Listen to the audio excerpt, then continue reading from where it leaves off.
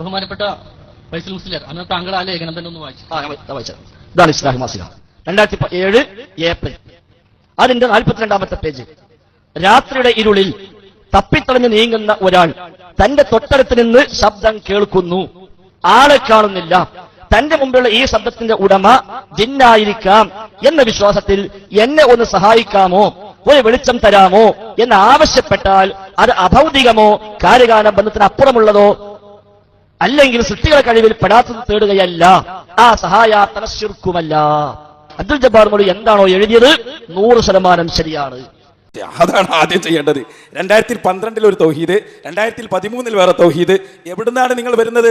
ഞങ്ങൾ പറഞ്ഞല്ലോ, എന്താ നിങ്ങൾ എഴുതാത്തതാ വാദം? നിങ്ങളുടെ വാദത്തിന് ഞങ്ങൾ ഗണ്ണിച്ചു, എന്തേ ഞങ്ങളെ വാദത്തിന് നിങ്ങൾ ഗണ്ണിക്കാത്തത്? നിങ്ങൾ ഒരു വൺവേണത്, ഇത് ഞങ്ങൾക്കൊരു വാദം നിങ്ങൾക്കൊരു വാദം, രണ്ടും അംഗീകരിക്കുമ്പോഴല്ലേ ഇത് വാദപ്രതിവാദക?